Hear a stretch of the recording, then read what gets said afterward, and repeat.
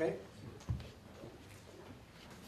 Ladies and gentlemen, welcome, and a special warm welcome to Professor Timothy Snyder, one of the leading American historians and the author of Black Earth, The Holocaust as History and Warning. This lunch lecture is brought to you live thanks to the Jewish community, the Swedish Jewish Chronicle, and Jewish culture in Sweden. So, without further delay, I give the floor to our moderator, Paulina Neuding, please. Thank you, and thank you for having me. It's the first time I'm here at Bayit, and it's fantastic, and it's wonderful to see. This talk will be held in English, but if you have any questions at the end in Swedish, obviously you're welcome to ask your questions in Swedish. We're going to talk for about 45 minutes, and then we'll open up for Q&A. So we're sitting here 3/4 of a century after the Holocaust, and we're still trying to interpret what the Holocaust was and what it means. Why is that? Well, first of all, thank you very much for the invitation. Thank you all for being here. Thank you for allowing me to speak in my mother tongue, which is a rare pleasure in Europe. We're still thinking about the Holocaust, for one thing, because we don't yet understand it. All historical events take at least 2, usually 3 generations before we even start to understand them. Events which are of great emotional, moral, and political significance, like the Holocaust, attract lessons, and we've all drawn various lessons from the Holocaust, but historical understanding still takes a long time. I think another reason why we're still talking about the Holocaust is that we, and I mean not just Jews, but Americans and Europeans, have made the Holocaust the negative lesson of the 20th century. It's become what this thing which must not be emulated, this thing which must not be imitated, it's become that which must not repeat. But I would say we're not as sure as we should be about how we make it not repeat. That's one of the reasons why I wrote the book.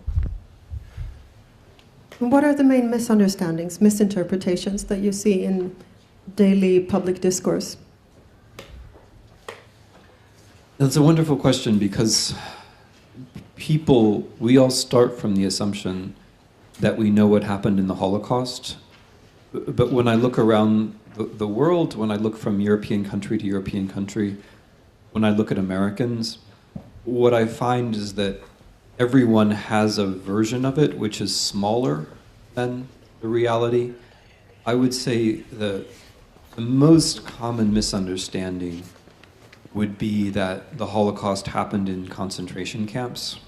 That, I think, most even educated Germans believe that the Holocaust happened in concentration camps, whereas in fact, the camp system, although it was horrible in its own way, overlaps only to a very small extent with the Holocaust. The Holocaust begins in 1941 with the mass shooting of Jews, people who never saw a concentration camp, when Germany invades the Soviet Union.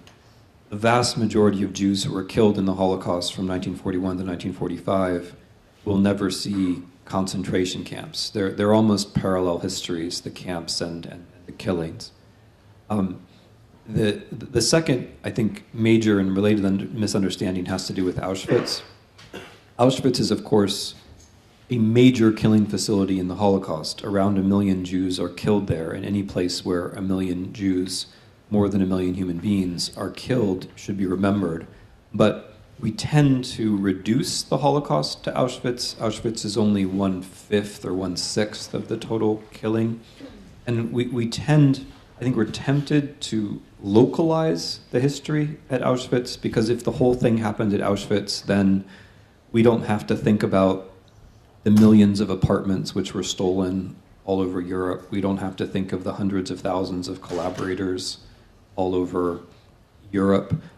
We don't have to think of the tens of thousands of Germans who took direct part in the Holocaust all over Europe, and especially in the Soviet Union and in Poland. locating everything at Auschwitz in a way is convenient. It's convenient for the Germans, because the Germans can say, we didn't know about Auschwitz, which is mostly true. But when they mean we didn't know about the Holocaust, that's mostly false. It's convenient for everyone else who has some negative history of the Holocaust, because Auschwitz only required a few hundred or a few thousand people to run, but the collaborators were hundreds of thousands, or indirect collaborators were in the millions. And it's convenient for us as people, as human beings, because when we think of Auschwitz, we think of something, we very often think of something which is industrial, automatic, automized, somehow not human. And so it allows us not to ask the question, how could human beings do this to other human beings? Another thing that people don't really understand, I think, is that the Holocaust basically happens in Eastern Europe to East European people. For at least for West Europeans and Americans, the typical victim of the Holocaust is a German Jew, or maybe a Dutch Jew or a French Jew, whereas in fact, most of the Jews who die in the Holocaust are Polish Jews. The next most important group are Soviet Jews. After that, it's Hungarian Jews. Eastern Europe is where the Jews lived. Eastern Europe is where the Jews died. And so the history of the Holocaust has to start there, and it has to stay there. So, these are some misunderstandings when it comes to facts. But if we want to talk about interpretations of what it means and what lessons we should learn from the Holocaust, what are the major misunderstandings that you see there? Well, the facts and the misinterpretations are related, and thank you for this question, because it helps me to start talking about what my own interpretation is, and I should stress that, you know, what I think is a misinterpretation, other people might think is correct, right? But so let's start from some of the facts and see if we can move on to interpretations. It's really important that the vast majority of Jews who die in the Holocaust are not German Jews, if we want to understand the Holocaust. The way the Holocaust has generally been understood is to tell a story that begins in Germany. There's a Great Depression, Hitler comes to power, the German state is transformed, there are boycotts, there are Nuremberg laws, there's expropriation of Jewish property, some Jews leave, they become refugees, and then eventually in 1941 or 42, Jews are sent somewhere east, it's usually a little bit vague where, and they die. And then somehow the rest of Europe comes into the story. But if you think about the last book you read about the Holocaust, if it wasn't my book, okay? If the last book you read about the Holocaust, you might notice that Europe only comes into the story when Germans invade that European country, right? So for me, that's unsatisfactory.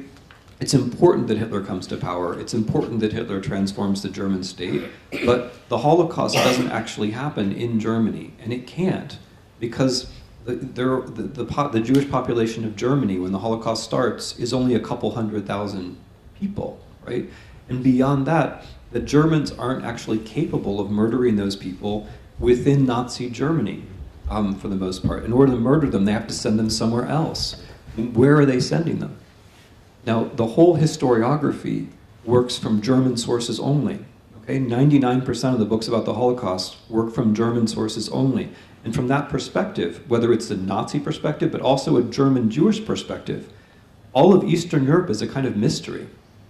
All those people who speak Russian or Yiddish or Polish, if you're a Nazi, they're racially inferior, you don't understand them. But even if you're a German Jew, that's fairly alien territory for you. If you're a German Jew, you're sent to die in Łódź. What do you know about Łódź? You're sent to die in Riga. What do you know about Riga? You know, probably not very much. And so, from the perspective of the sources that are used, all of Eastern Europe it's covered in shadow. It's mysterious. It's hard to figure out. What I'm trying to explain in the book is that Nazi Germany had to do something. This is going to seem like a very simple point. Nazi Germany had to do something not only at home but abroad, in other countries, for the Holocaust to happen. Nazi Germany had to have an ideology and people who believed in that ideology, an ideology which led to the destruction of other states. Poland and the Soviet Union were not perfect places before the war, but there was no Holocaust in these places before the war. Those states had to be destroyed. The Germans had to remove those institutions. They had to declare that those states never existed in order for a Holocaust to take place. Now, So in this interpretation, which I'm stressing is mine, right? Of course, I think it's correct, but it's, you know, I'm the only one who thinks it's correct, so you should be on your guard, right? In this interpretation, you can then start to understand how the Holocaust didn't happen in Germany, right? Because to turn the question around, you could always ask, why wasn't there a Holocaust in Germany between 33 and 41? If anti-Semitism is enough, surely there was plenty of anti-Semitism. If it was Hitler, there was enough Hitler, right? If it was the SS, there was enough SS. If there were camps, there were enough camps. But there wasn't a Holocaust in Germany from 33 to 41, right? And it seems to me that's a good place to start the question. Why was the Holocaust happening outside of Germany? And then, so the way the literature usually works is to say, okay, we have a very sophisticated account of what happens in Germany. Once we get beyond Germany, it's all anti-Semitism. It's bad anti-Semites. Now, there were lots of bad anti-Semites, and there was lots of anti-Semitism beyond Germany, but that doesn't help us explain the Holocaust that well. Why? Because if anti-Judaic sentiment or anti-Semitism is a major political and social force for 500 years, it doesn't help you explain why suddenly hundreds of thousands of Jews are killed in the summer of 1941, right? It doesn't help to explain that radical change. In the summer of 1941, more Jews are killed than in the entire history of all the pogroms up to that point. There's something different about the summer of 1941, and what is it? It isn't that the anti-Semites all at that moment realized that they were anti-Semites. They knew they were anti-Semites before. It's that something happened. Structures were destroyed. A special kind of war was taking place, which enabled this kind of behavior. So what I'm basically trying to say is that the German approach, although it's important, is artificial. And we have to look at the Germans not just from the point of view of what they did in Germany, but what they did beyond Germany, where the Jews actually lived and where the Jews actually died. And that's why my book, unlike other books, isn't just about Germany. It doesn't present Hitler as some kind of just extreme German nationalist, which he wasn't. It presents him as someone who had a vision of the world and who transformed Germany to try to realize that vision of the world. And that vision of the world, as my colleague Alan Confino's book very nicely puts it, was of a world without Jews. But how do you get from that vision to reality?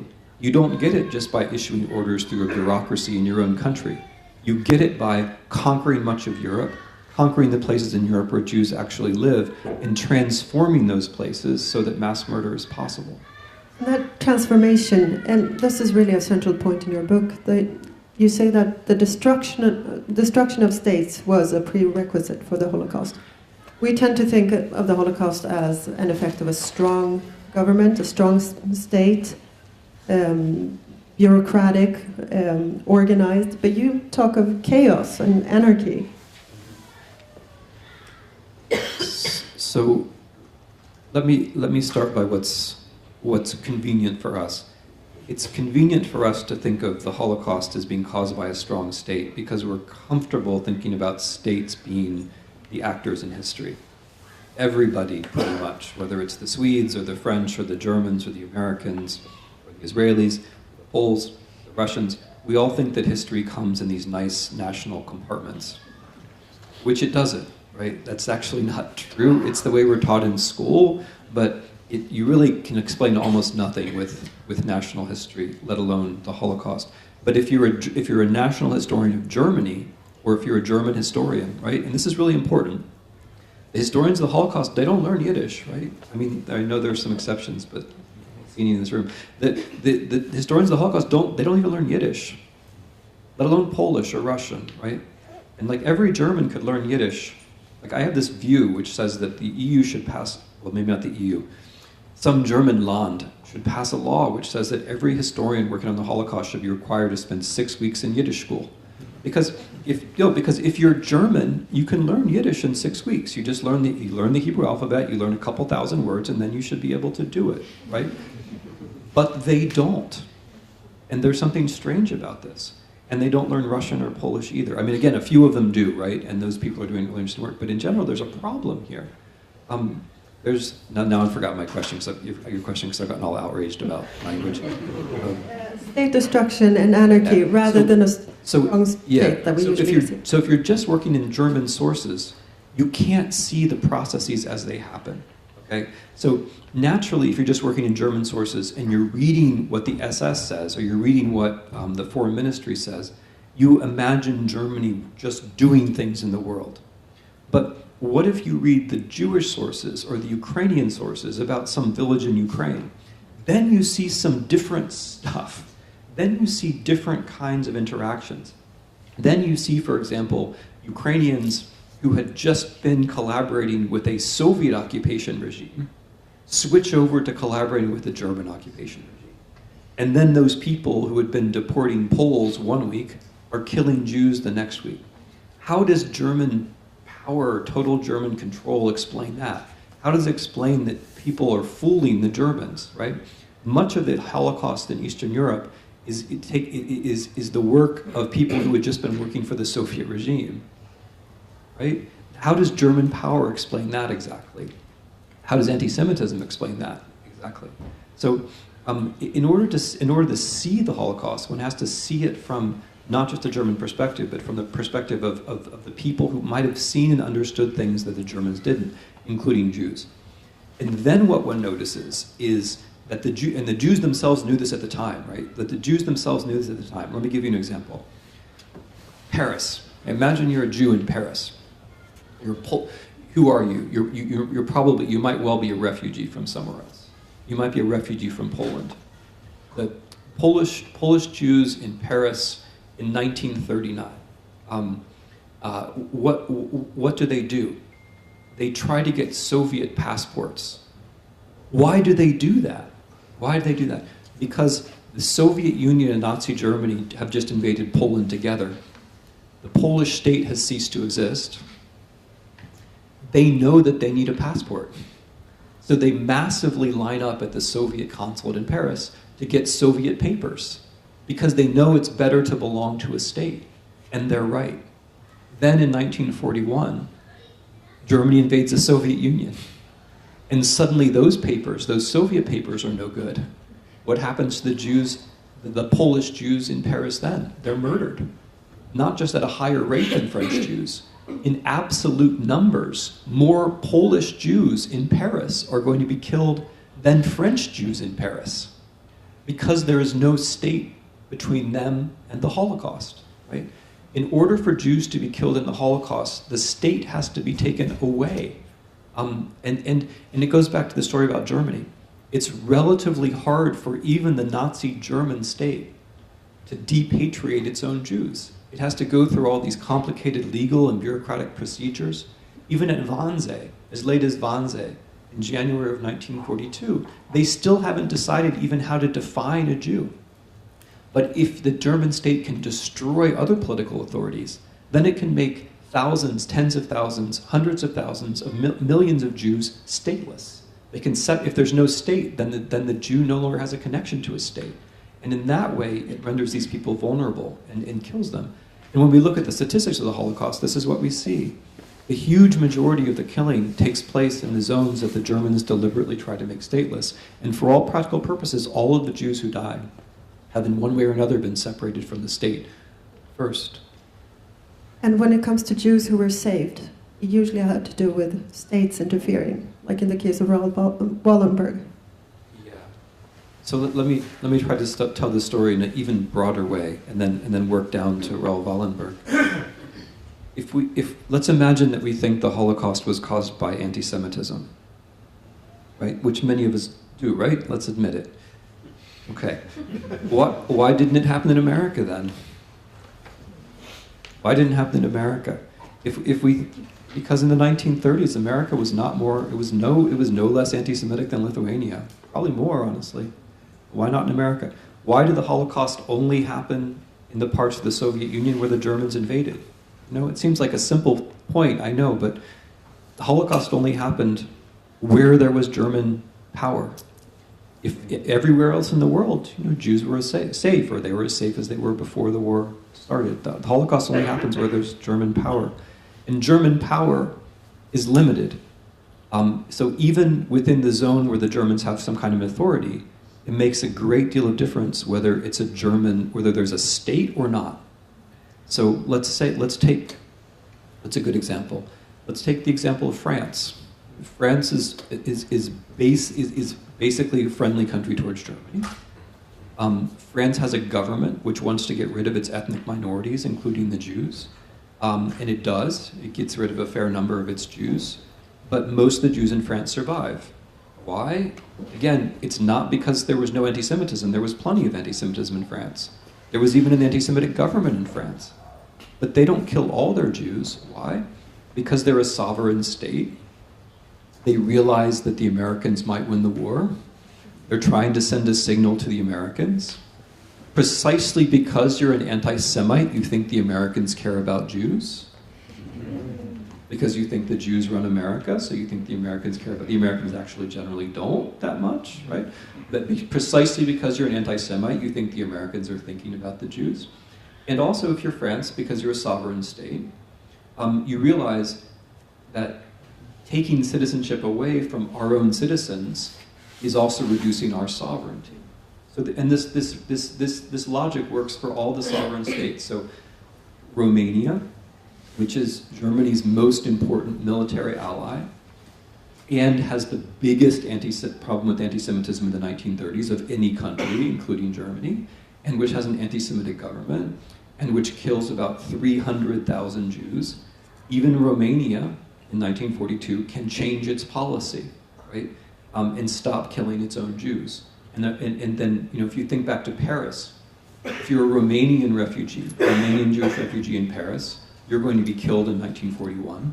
You're going to be killed in the beginning of 1942, but not in the end of 1942, because Romania changes its policy and decides to recognize you as a citizen again. Why is that? Because the Romanian government, being anti-Semitic, believes that the Americans and the British must care about the Jews.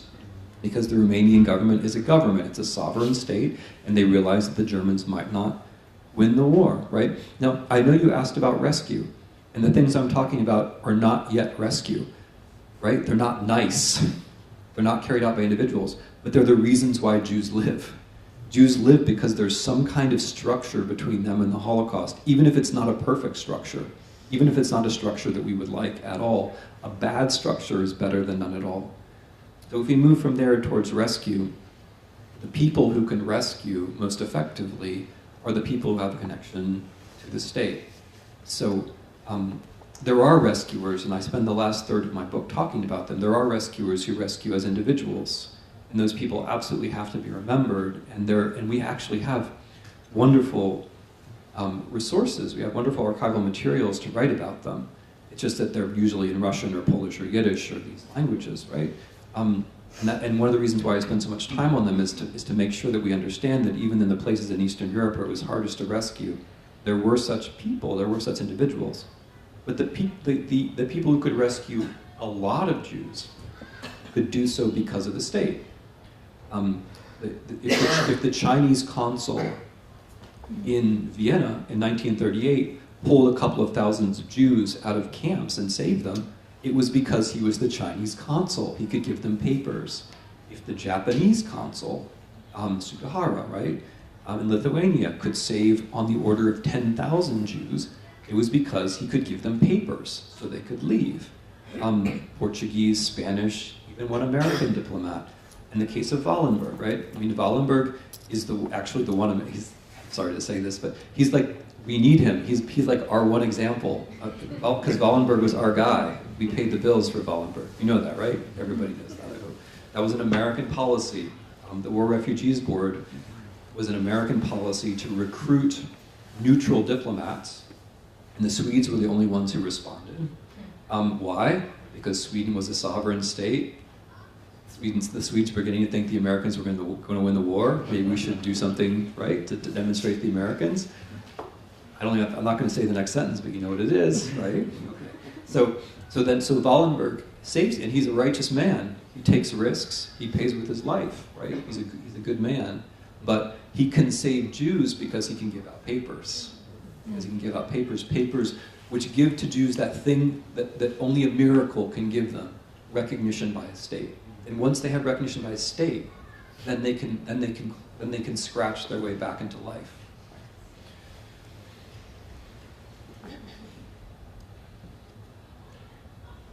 You say that Hitler was an anarchist rather than an extreme nationalist. That came as a surprise to me. I think most of us think of Hitler as a nationalist. What do you mean when you call him an anarchist? I'm trying to start from how the Holocaust could have happened, as opposed to how we think about the Holocaust. The way we think about the Holocaust is usually a statement about the present rather than about the past. And I'm trying to understand the past in the hopes that maybe that will then tell us something useful about the present. But we have to, I think, free ourselves from what we already think, because what we already think is often how the Holocaust works for us in our own lives or in our own politics. You know, you very rarely meet people who say, I thought X, but then I learned about the Holocaust and now I think Y. People usually say, I think X, and the Holocaust says how I'm right. And then someone else says, I think Y, and the Holocaust tells me how I'm right. What I'm trying to do is to go back to the roots of the event and let us be surprised by it, let it shock us out of some of our convictions, and see where we are.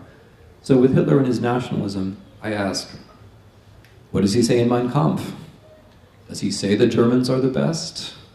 No. What he says in Mein Kampf is that the world is a struggle of races. Races are like species. There's nothing to human life except struggle. Struggle is the only real thing. The people who tell you otherwise, whether they're Christians or communists or capitalists or whatever, those are Jews, or those are people whose minds have been penetrated by Jews. Therefore, we have to remove Jews from the planet and let the natural struggle prevail. That's what he says. He thinks the Germans will win, but he's not sure. What's important is the struggle, not the Germans. That's the first thing. The second, that's Mein Kampf. If you read Hitler's second book, what does he say? He says, there's German nationalism. German nationalists want Polish territory. They want Czechoslovak territory. German nationalists care about German minorities. What is this? What is this? It's a political opportunity, because I can use German nationalism to get the Germans into a war for something else entirely, says Hitler. Is that a nationalist? Saying, I'm going to use German nationalism, right? A nationalist would say, I identify with German nationalism. He wouldn't say, what Hitler says is, I'm going to use German nationalism to throw Germany into a war where Germans will understand what they really are, which is members of a race, okay? That's not nationalism, that's racism or biologism or zoologism or something else, but it's not nationalism. And then the third thing that I think about is the actual outcome of the war. What do the nationalists do in the war? What does a good nationalist do? A nationalist switches sides when it's necessary, right? A nationalist, nationalist doesn't have a nice ring in Swedish, I know, but so I'm asking you to think with me for a minute. But what do the nationalists do in the war? They switch sides, or they try to. Romania would like to switch sides. It can't. Hungary tries to switch sides. If you're a nationalist, you probably have some basic care for your people, or at least a limited number of people who you regard as yours, right? You probably have some morality, and that morality has something to do with your ethnic group. You're not a total nihilist anarchist who just rolls the dice and says, let's see what happens, right? And so this is the difference. The Romanians in 1942, they stopped killing Jews. They take measures which they think are going to protect the state. If they take measures which are going to protect Romanians, even if it's narrowly defined, even if it's defined in a way that we don't like, right? Hitler was not that. Hitler said, if the Germans get completely wiped out in this war, that means they deserve it. That's not a nationalist talking. That's something else. And he actually expected the German state to dissolve, right? Sorry, you have to help me. What you mean? The German state, that it would dissolve in the end. It didn't matter if there was a German state or not. The important thing was the German race. Yeah. So in Hitler's view of the world, this is an excellent question, because it's normally a nationalist wants there to be a strong state, right? A strong national state, whatever that means. But for Hitler, the state is one more thing that we do, right? So we do science, we do technology, we build roads, we have armies, we have art, you know, and in all these things, the race realizes itself in the world. But the state's not so important. Hitler says, once the natural struggle begins, and we're basically we're quoting from Mein Kampf here, we're quoting from bits of Mein Kampf that people forget. Once the natural struggle begins, the states we have in Europe are going to dissolve. We're not going to have those states anymore. And Germany, yeah, Germany is not meant to be a state. Germany is meant to be some kind of vast colonial empire. And the real Germans are going to be the ones who are out there in Eastern Europe killing and dying and eventually reproducing. What about the nature of his anti-Semitism? You're right that we can't just think of Hitler as very anti-Semitic and that this led to the Holocaust. We need to understand the quality and the nature of his anti-Semitism. So it's a bit like Hitler's nationalism. With the nationalism, we think all we have to do is turn the dial and make someone more and more nationalist, and then you get to Hitler. I don't think that's true. I don't think Hitler was just a nationalist, but more so. I think he was something else. I think he was, you know, if you want a racist or if you want a kind of zoological anarchist, you have to think in a different quality. And with the anti-Semitism, it's the same way. You know, we all know anti-Semites. We all have contact with anti-Semitism in various ways. But I don't think anti-Semitism is just a matter of quantity, right? I don't think you go from the annoying person you had to sit next to on the airplane, you know, to the person who doesn't want you in his club, you know, to the person who retweets Donald Trump, you know, to Hitler. I don't think it's just a spectrum like that, right? I think there are different qualities. I think there are different qualities of anti-Semitism. And Hitler's anti-Semitism was radical, right? Hitler thought that the Jews are responsible for the spoliation of the planet. Hitler thought that Jews were responsible for destroying the natural order. Hitler thought that Jewish ideas had penetrated everyone and stopped human beings from fulfilling their natures. And the only way to get these terrible ideas out of the world was to get the Jews out of the world. Now, one of the reasons why in my book I write about other anti-Semites besides Hitler is that I'm trying to show that there were other versions of anti-Semitism.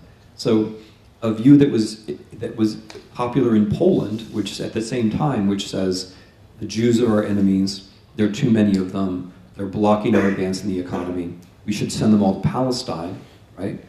That's not quite the same thing. We may not like it, right? It may be awful, but it's not quite the same thing as the Jews are responsible for Christianity, therefore we'll kill them, right?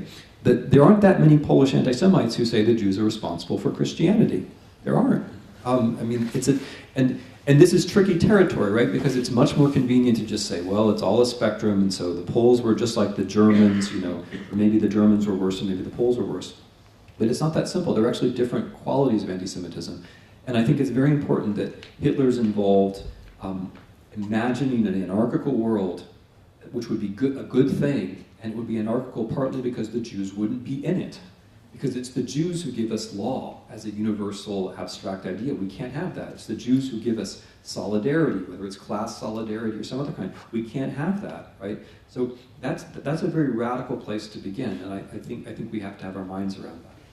So Hitler argued that science was Jewish, Christianity was Jewish, Marxism was Jewish, liberalism, and how can we make sense of that? How is Christianity Jewish? Christianity is obviously Jewish, right? You can't really, you know. I mean, he said that Trotsky and St. Paul are basically the same person. What does that mean? Okay, so you stopped me before I started interpreting the New Testament along Jewish lines. That's probably a good thing for all of us. All right, so there are a couple of things going on here in your question. The first is, I want to stress this. For Hitler, there isn't really history. And this is typical of totalitarian thought. There isn't really history. Like there isn't really an accumulation of things from the past into the present. There are just big patterns, right? So in totalitarian thought, there isn't, increasing complexity over time and like causes that act, and then other causes that act on those causes. Instead you have just cycles of things, right? And you have a certain number of things which always cause other things. Life is not vertical, like past into present. It's horizontal. Everything is always happening at the same time. So if something bad is happening in Germany, who's to blame? It's the Jews. And it was always the Jews. And it will always be the Jews, so long as there are Jews, right? It's a different understanding of time. So when Hitler says that, St. Paul and it was Trotsky. St. Paul and Trotsky are basically the same person.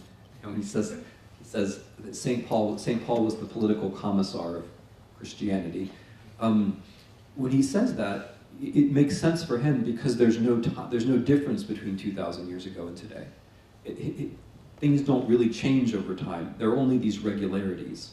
And the main regularity is that Jews introduce ideas of solidarity and justice into our minds, therefore preventing us from being who we really should be. That happened in Christianity, it happened with communism. There'll be other ideas, presumably, but they'll all be Jewish ideas. So when Hitler said that history was his favorite subject, but by history he didn't mean history, he meant the exercise of unmasking everything that ever happened as being a Jewish conspiracy against everyone else. So once you're in that world, what we see is the contradiction between anti-capitalism and anti-communism and anti-Christianity. It's not a contradiction. If you really think that all that's happening in the world, or all that should happen in the world, is a racial struggle, all of these are ideas which stop people from taking part in racial struggle. If I'm a capitalist and I sign a contract with somebody in Malaysia, that's a form of solidarity, right? If I'm a communist and I cooperate with a labor union in Lithuania, that's solidarity. If I'm a Christian and I think mercy should be extended to people all around the world, it's a form of solidarity. All of them are forms of solidarity. I mean, they look different to one another, but Hitler says, let's take a step back. They're all really the same thing. Any idea which says, I'm a human and you're a human, says Hitler, is Jewish. They're all the same, right? Anything which leads us to a notion of humanity is Jewish, says Hitler. So basically all those ideas are the same idea. For him it makes that kind of sense. Now, I'm happy to make it not make sense for you too, if you want, but that's how it makes sense for Hitler. If we move into our own time, there's an election taking place tomorrow in the US. There are comparisons made between Trump and Hitler and the 30s, and do you think that's reasonable? Is it reasonable to talk about what's happening in the US and in the Republican Party in these terms? I think it'd be crazy not to. Well, let me start it a different way. So right now we're all thinking about Trump, and God knows I'm thinking about the elections. And it was really such a relief to get on that Swedish Airlines flight and be surrounded by Swedes, because I couldn't understand what they were saying. So even if they were talking about the American elections, which they probably were, at least for a moment I didn't have to think about it, because as you can imagine, it's very intense, right? It's very intense right now. I mean, it's all over your newspapers, I know, but it's all over our lives in every respect. And right from what you think about, what you read, what you write about, where you go, and the things that Americans are thinking and saying now have changed so much from a year ago. And I don't just mean that things are sayable now that weren't sayable a year ago. That's true. All kinds of things people can now say in public that they wouldn't have said a year ago. But also what people are thinking about their futures. Should we immigrate? Where to? Right? I mean, just in a very, very minor key, but that's a way that the 1930s are back, right? where do you immigrate to? Do you immigrate to Austria? Well, they're also having an election. Maybe that's not going to go so well. Do you immigrate to France? Well, maybe the Front National is going to win the next president. Should we immigrate to England? Well, maybe the country's going to fall apart, right? Should we immigrate to Poland? There seems to be a bad government in Poland right now. How about Russia? That's not looking so great. You know, Israel. Oh, there are some traditional problems with Israel. So, you know, like, I mean, I'm kind of joking, and I just mean this in a very minor key, but you see that in a minor key, that same issue. You know, Bernard Wasserstein has this wonderful book called On the Eve, which is about Jewish life in the 20s and 30s in Europe, right up to 1938, right up to the Holocaust, right? It's not a book about the Holocaust, but where it ends is that position where you don't, everyone wants you to go, but you don't have anywhere to go, right? You know, it's interesting in a tiny, tiny way, you know, you can feel something like that in the U.S. Anyway, so it was really nice to like come to Sweden and just like not have to talk about this until this moment. But now I will. The second thing I want to say is that it's not. I will talk about us, but it's not just us. The phenomenon that we're talking about isn't just Trump. There's a larger phenomenon going on in the whole Western world, and maybe more broadly, but I don't know about India and Turkey that much. But in various forms, in Russia and in Poland and in France and in Great Britain and in Hungary and the United States, you have something different. You have something which wouldn't have seemed possible 5 years ago or 10 years ago. And it's a little bit different in each country, of course, but I would say the trend is a general one, that there's a problem afoot in the West, and not just in my humble country. With Trump in the 30s, sure, by all means. I mean, if you can't think about the 1930s now, when are you going to think about the 1930s? I would say, if anything, our problem is that too few of us think about the 1930s. We only think about the end of the war, and we think about the lessons we think we've learned, and we think about the never again. But we don't think enough about how you get to there, right? We don't think enough of, you know, so when Americans, I mean, I'm only exaggerating somewhat when I say, if you try to criticize Trump in the United States, you say, well, what? The response is, well, he hasn't killed 6 million Jews. That's true. He hasn't killed 6 million Jews. But in 1932, Hitler hadn't killed 6 million Jews either, right? I mean, to be clear, I'm not saying they're exactly the same. I'm saying that there were processes underway in the Europe of the 1930s, just like there are processes underway in Europe now, and the United States now. And if you can't think about those processes, you can't compare them, because there's some kind of taboo on comparison, then you've lost our most important historical resource. The most important moment for us now is the 1920s and the 1930s. That's what we need, and it's what we don't have. Europeans have forgotten, I'm sorry to say, but Europeans have forgotten all about it. And Americans, of course, we never remembered any of it, right? I mean, we've doubled down on forgetting it. So now how would I do it? I mean, so what are some similarities? One is the totalitarian style. Trump has a story that explains everything. And it's not as interesting as Hitler's story, I'm afraid, you know? It doesn't have as clear enemies as Hitler's story, it's not as coherent, but he has a story that explains everything. His story is, it's somebody else's fault. It's the smart Chinese, it's the conspiring Jews, it's the rapist Mexicans, it's the African Americans in their ghettos who just like to shoot people. It's somebody else. Whatever happens in the world, it's not rules, it's not economics, it's a personal enemy, right? He personifies everything. The other thing to watch out for is the enmity to facts. Okay, so what do fascists do? They create a world of fiction. They create a wonderful world in which Italy is the same thing as Rome, right? You create these beautiful visions. You know, that's what Trump does. I mean, he doesn't care about the facts. I mean, it's not just that he's ignorant. He's not ignorant. He's not stupid. He's very intelligent actually. But he knows that for a lot of people, for a lot of the world, the facts just do not matter at all. What matters is a certain kind of creativity. You know, he says, we're going to build a wall, and it's going to be a beautiful wall. Right? Now, we're going to build a wall with maybe populism. It's going to be a beautiful wall is something else, right? Because everybody, like at some level, everybody knows they're not going to build a wall. And everybody knows it's not going to be beautiful. But you're supposed to imagine this beautiful wall, right? You're supposed to live in that, you know, what we now call an alternative reality. And maybe this is not so postmodern. Maybe this is more fascist than postmodern. Maybe the idea of what Hannah Arendt called a fictional world is the essence of fascism. You know? So I'm not saying it's the same thing, but there are some things at play here, right? I mean, the fact that he has rallies, right? He doesn't have meetings, he has rallies. And at the rallies, if you're a foreign journalist, you will be thrown out. If you don't look the right way, you'll be thrown out. If he points at you in the crowd, other people in the crowd will beat you up and throw you out, right? This is new. And this is just a little tiny bit resonant of the 1930s. So I think it's very important for us to read more about the 1930s and say, this is a little like it, this is a little bit not like it, this is a phenomenon. What I think we can't afford to do is say, the Holocaust happened exactly like this. This is not exactly like this. Therefore, let's forget the whole past, which is what Americans tend to do. But we need to remember that a fictional world is the essence of fascism. Yeah? So we're going to open up for a few questions. We don't have any time for few questions, do we? Just a couple of minutes. Okay, a couple of minutes only, because Timothy has to go for an interview.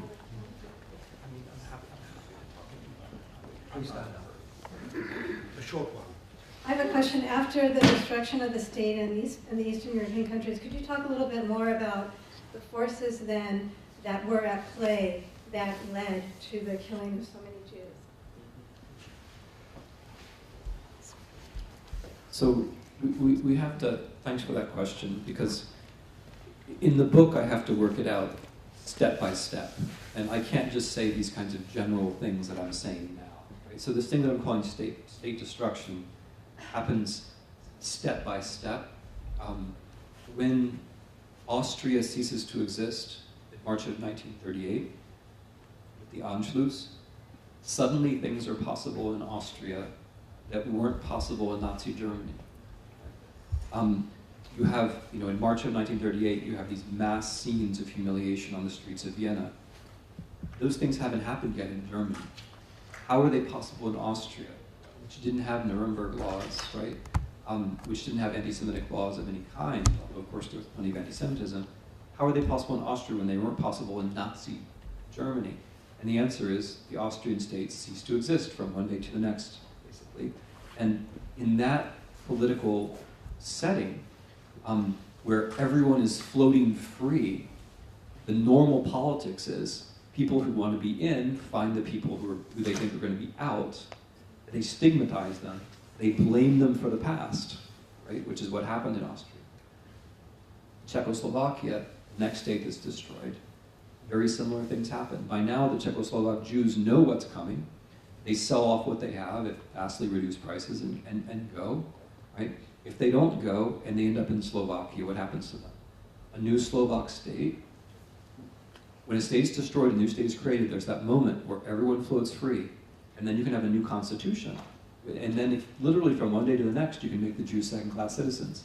In Germany, it took years and years and years.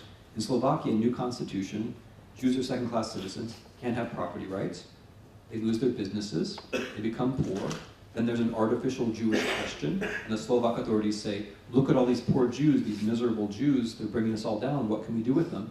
We can send them to this new camp complex, which the Germans have at Auschwitz. And so the first major transport of European Jews to Auschwitz is precisely from Slovakia, right? Or the Jews in the far east of, is anyone here from Subcarpathian Ruthenia? The Jews in the far east of Czechoslovakia, from Ruthenia, from Subcarpathian Ruthenia, their territory goes to Hungary. Hungary doesn't recognize them as citizens at all. In 1941, when Germany invades the Soviet Union, Hungary deports these people east into the path of the Wehrmacht, where they become the first victims of a mass shooting in the Holocaust, right? So step by step by step, the destruction of states opens possibilities, and the Germans see what's possible, and with each episode of state destruction, it gets worse. So then Poland, you have the Jews being put in ghettos. The Soviet Union is when the Germans finally shoot Jews in large numbers. And there you have a very special politics, because the Soviets have already destroyed the state. When the Germans come and destroy the Soviet apparatus, you have all kinds of things which hadn't been present, like that the Jews have already lost their property, for example. That's important. You have local populations who are keen to show they weren't with the Soviets, And how do you show that? You show that by being with the Germans, right? You have this massive political resource of humiliation. I mean, this is a terrible thing to imagine, but let's just imagine that, let's not imagine that Russia destroyed Sweden, but let's imagine for just a moment. No, seriously, like imagine Sweden ceases to exist, completely ceases to exist, right? It doesn't exist. Imagine what the political emotions would be like, right? That's what happened in Lithuania, or Latvia, or Estonia. Independent states ceased to exist at the hands of one state, USSR, and then they were invaded by another state, Germany, which said the Jews did it. A lot of people would go along with that, and a lot of people did go along with that, out of a sense of shame or humiliation. It wasn't our fault, it had to be someone else's fault.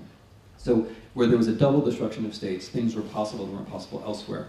And then the Germans realized that they can get more local people to collaborate in an organized way than they thought. And then they realized more Germans will, as it were, collaborate. They were sure that the SS would shoot, but they didn't know the police would, and they did. They didn't know the army would, and they did. They didn't know the civilian authorities would cooperate seamlessly, but they did. And so by the fall or so of 1941, German occupation authorities in the East had found what one of them called in a telegram, they'd found a new and radical way to pursue the final solution. Because until 1941, there was the idea that we're going to make the Jews disappear somehow, but no one knew exactly how. It was there in the Soviet Union that they learned how, which was mass shooting over pits. And that's how they continued to do it. And then they applied a technology which had been learned somewhere else. Gassing was first used against the so-called handicapped in Germany, in the so-called euthanasia program. That technology, gassing by carbon monoxide, was then moved to the east and applied to Jews. And then at Auschwitz, the carbon monoxide was replaced with hydrogen cyanide. But that was done to make things easier for the German killers. The Holocaust starts at the moment where you realize in these conditions of statelessness you can actually shoot people in large numbers. So the whole middle of the book is about trying to give the detail for this. But that's the best I can do in a couple minutes. Thank you for speaking so fast. I'm afraid we're out of time. Thank you so much for coming, and I hope you can stay around. Perhaps you can take a few questions from the audience. Thank you so much. Thank you very much.